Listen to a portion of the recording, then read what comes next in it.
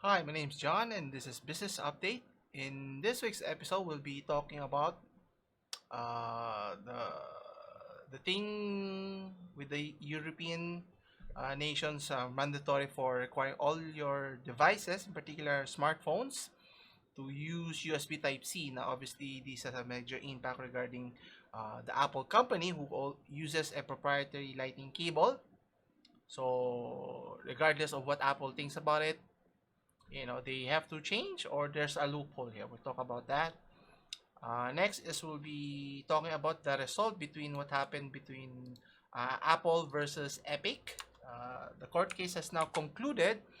Question is, did any of the parties win here, or did they both lose, or no one won? So we'll look at that also. Uh, Later we'll be talking about the fast food alert levels here in our country regarding what are different levels. Are you allowed to dine in? And for the restaurants, what are the considerations to consider here? If they want to, continue operating, will they be able only to do deliveries? How much dine-in capacity are they allowed to do, and so forth? And next, and finally, we'll be talking about the richest people in our country. So, what are their status here? Uh, were they able to make significant inroads? Did they make improvements with regards to how the state of the economy was affected from last year to this year? So, we'll take a look at that also.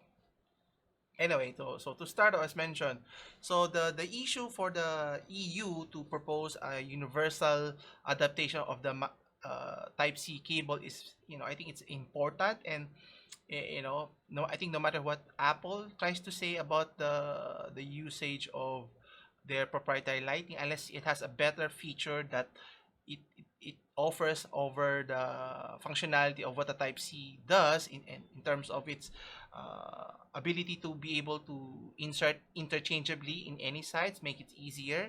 I think that was the one of the main weakness for micro USB and for the you know older generation type of cable, and then even for the lightning cable for the Apple products.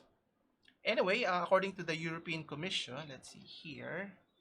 Yes, the executive arm of the European Union has announced plans to force smartphone makers or smartphone, you know, companies to develop uh, changes in terms of having a standardized Type C cable or charging port for all devices. Now, obviously, Apple is not too thrilled about this because of its impact.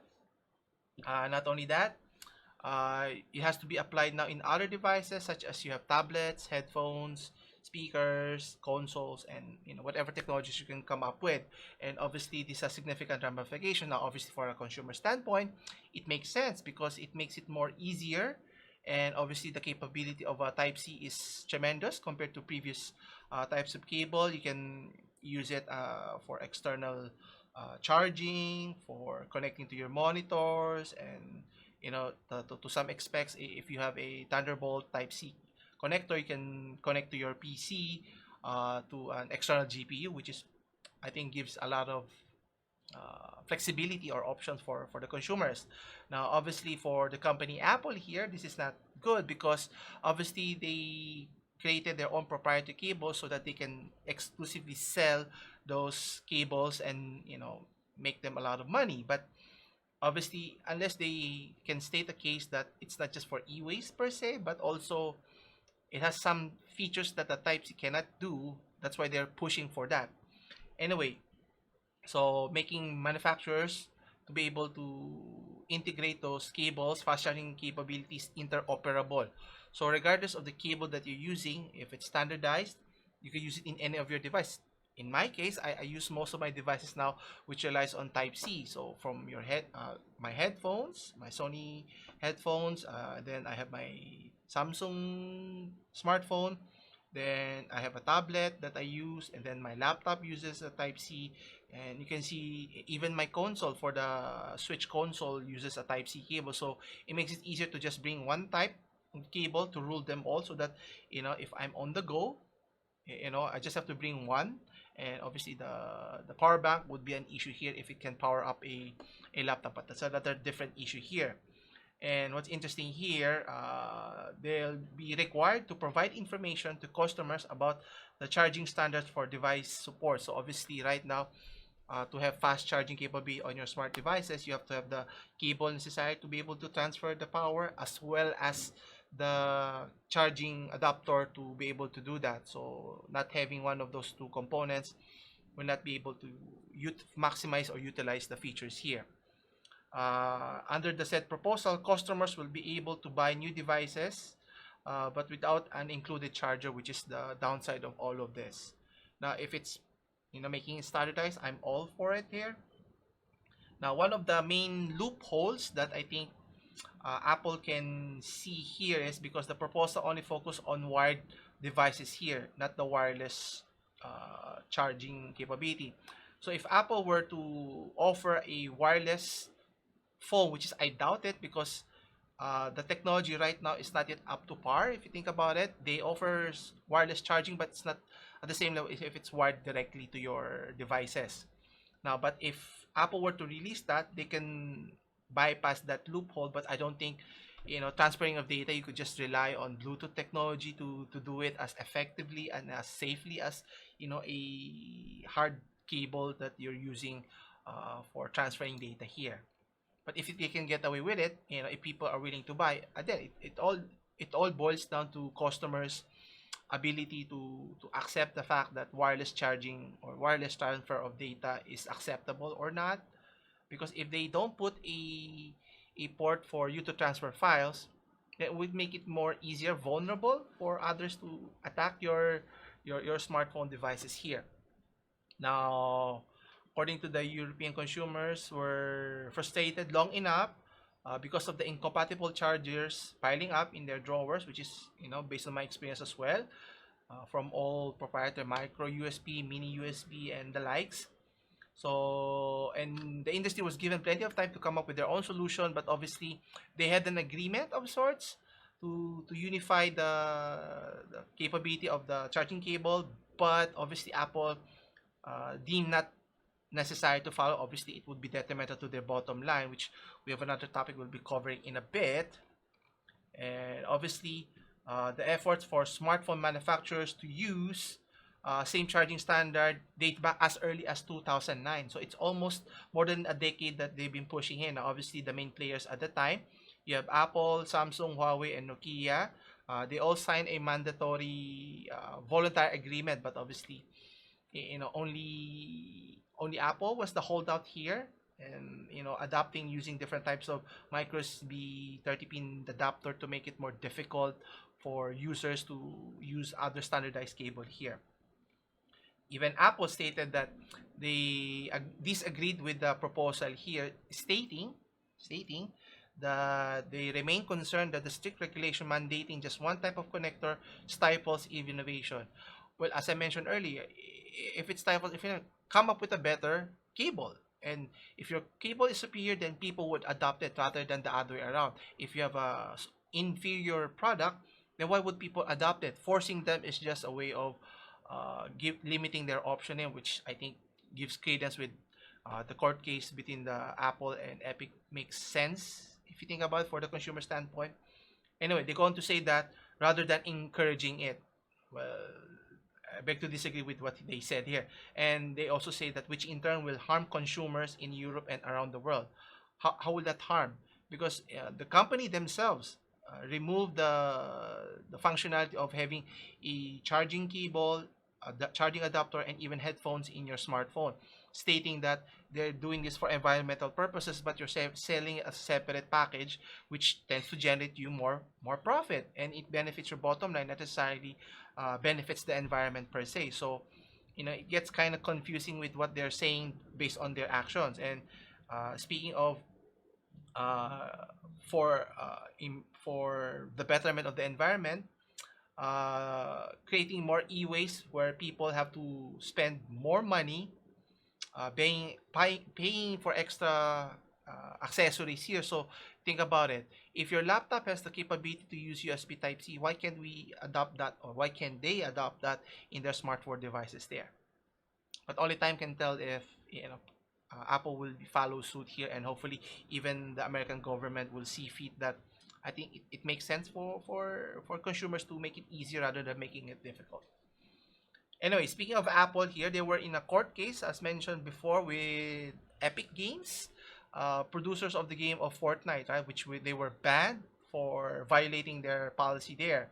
Anyway, according to CNBC.com, I don't know whoever the winner is, but the article states here, Apple can no longer force developers to use in-app purchases, in particular purchasing, sorry, wherein judging rules in Epic's Games case here. So according to the federal judge here, Yvonne Rogers, so the decision is, technically not is in favor of Apple or in favor of Epic Games here necessarily, but for the developers in the App Store here. So what it says here, Apple will now no longer be allowed to prohibit developers on providing links. So for example, if your Netflix, which they used to be in their platform, that they are required to pay the 30% fee in their platform for having using that platform. Obviously, companies have been trying to find loopholes or circumventing the process of finding alternative ways, which Apple disagreed. Obviously, this would hurt their bottom line, and obviously it's going to cost them millions or billions of dollars here, which is technically a cash cow for them.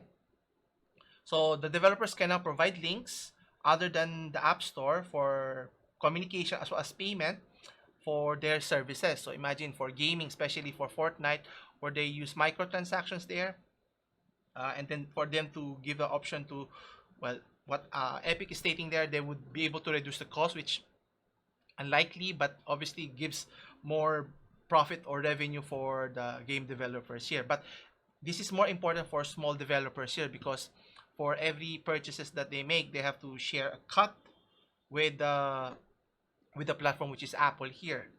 So let's take a closer look. So Apple will now no longer be allowed to prohibit developers from providing links. So this is pertaining to the 15 to 30% charge that they levy on the developing companies here. So the issue here has been long been due with regards to developers' complaint and raising the possibility that developers could have the option to direct users to other means other than the App Store through their websites to subscribe or even purchase digital content here, which gives a lot of credence. So at least consumer has the option here. Obviously, Apple has been limiting that, which is technically kind of a monopolistic action, which I think the judge stated here later. So it's estimated it's going to impact Apple's business by as much as 64 billion. So no, not hurt them as much as 64 billion, but it has already generated them 64 billion, almost a trillion. Yeah, it's a lot of money. I mean, just for charging those services, meaning a lot of services are being offered, and just by charging 30% fee for the different companies, they're earning a lot of money here. And obviously, if you're Tim Cook, you don't want to lose this. I know that's why they've been going through this route to the court, but the court have spoken here. Now, with regards to the result here, what's interesting here, Apple won 9 out of the 10 counts that Epic has been charging them. But they were found to engage in anti-competitive conduct under the California law with regards to the store policy over in-app purchases here.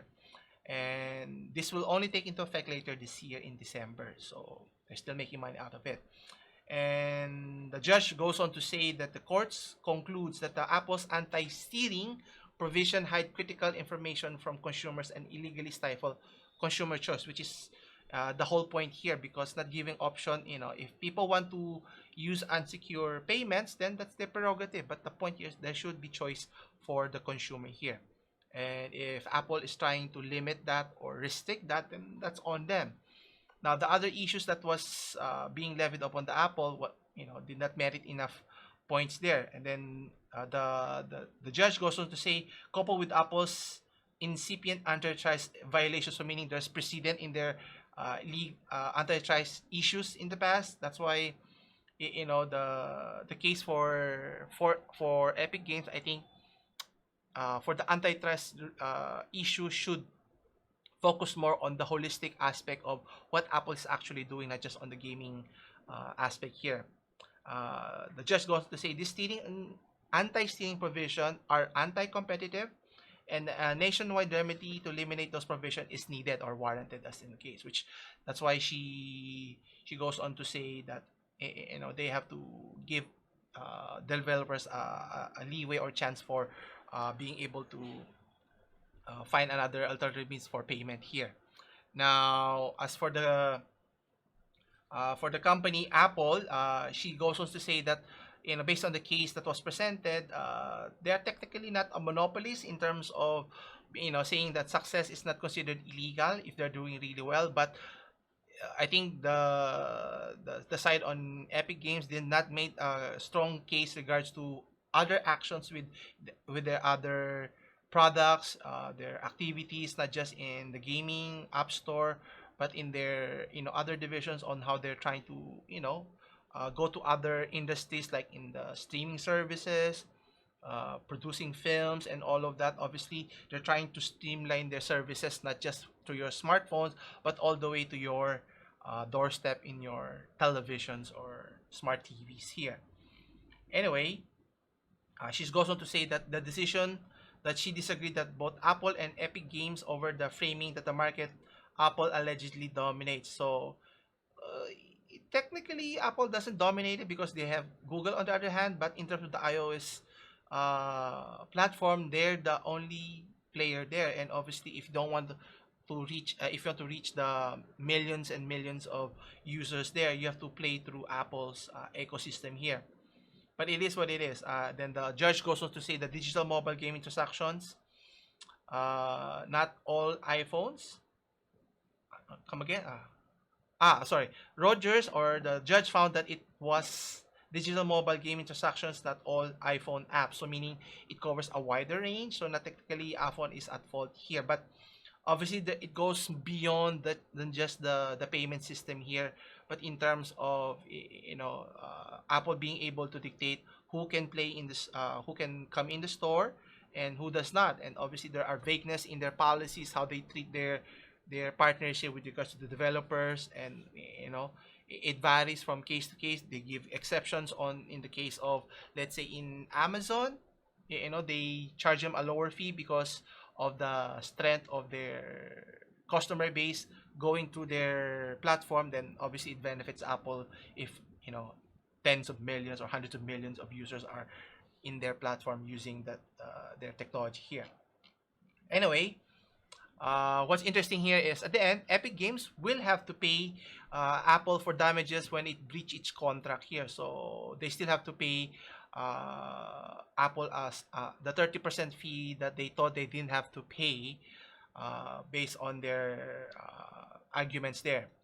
And what's interesting, even the CEO Tim Cook testified during the court and was asked some face-pointed questions with regards to its restrictions on steering users to make purchases of app. Actually, it was I think great opportunity for the judge to gain insight as to the thinking of why the CEO intentionally steering, making this actions here so that people could hear from the CEO himself what his rationale here is and how he's going to explain it to the masses that as big as Apple's company is, obviously they are all for pro the company, pro shareholders, and always at the end of the stick is the consumers here, which is the one who's buying your products. Shouldn't you try to help those consumers get a better product and service here at the end of the day?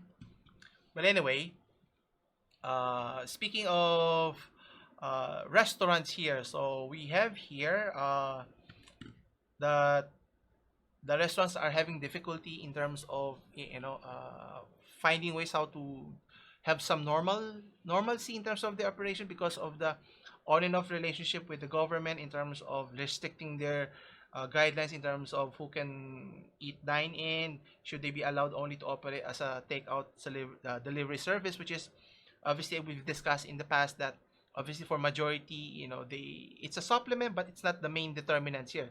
Maybe for other types of restaurants it can be, but for other types they rely on dine-in customers here. Now the government now has implemented a new policy changing the alert levels to 5 levels, which is kind of confusing. According to Rappler.com, the things you need to know regarding the alert levels for restaurant dine-in here. So let's see here. So the dine-in rules has been implemented since last month from September all the way to end of September here. So they're shifting the alert level to a more granular lockdown. So it would be a case-to-case here now. For the current period, they already stated that alert level 4 is the second to the highest imposed to the region. So each alert level corresponds to to its own rules and restrictions regarding mobility, sorry, internal travel, moving from one place to another, what's prohibited in the establishment, the activities, dining, restaurant, which is kind of confusing. They should simplify it. I think, based on what we discussed here, I think, it should be offered to just 3 levels. One is the minimum. If it's alert level 1, everyone could dine in regardless of the condition. Alert level 2, there is restrictions. Let's say dine-in is allowed, but it has to be 50% capacity and so forth. And then level 3 should be, takeout only, something like that. But having 5 levels, which we'll discuss in a bit here. So for level 5, which is the highest level, alert level, which is not good, you're prohibited from having dining customers. So you only allow takeouts. So food delivery, so to speak, right? But obviously, if you're at alert level 5, it's very difficult for many restaurants to sustain that because of the cost of maintaining such operations, especially if you have a retail restaurant here. Then for alert level 4, it's mentioned here. Now, you're allowed to operate to open dine-in, but you only have 10% capacity. Now, I don't know, capacity is it enough at 10%, depending on the size of your location? And then they mentioned that only customers who are vaccinated, fully vaccinated, is important. But how are you going to monitor that? Because adding complexity to the rules will, there will always be loopholes, or people will forget, or, then I think trust on your people to do their part. That's why simplifying the alert levels would be the best bet, I think, in my opinion. Now, we go on to level 3. Now, level 3, you can now accommodate more people for dining, up to 30% capacity. Here's the thing, regardless if they're vaccinated or not. I think there should be more, what do you call this?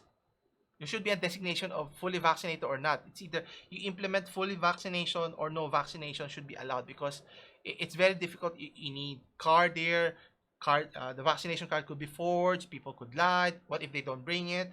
So you miss an opportunity. If people want to eat at your, establishment and they don't have the card, then that's a missed opportunity that it's getting more difficult for many businesses to take it for granted.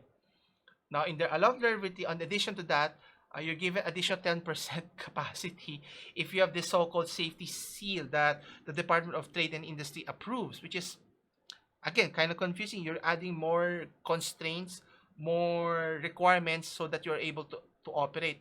Why not simplify it so that it makes it easier for the business and for the consumers? I'm a consumer. If I'm looking at it, am I allowed to dine in?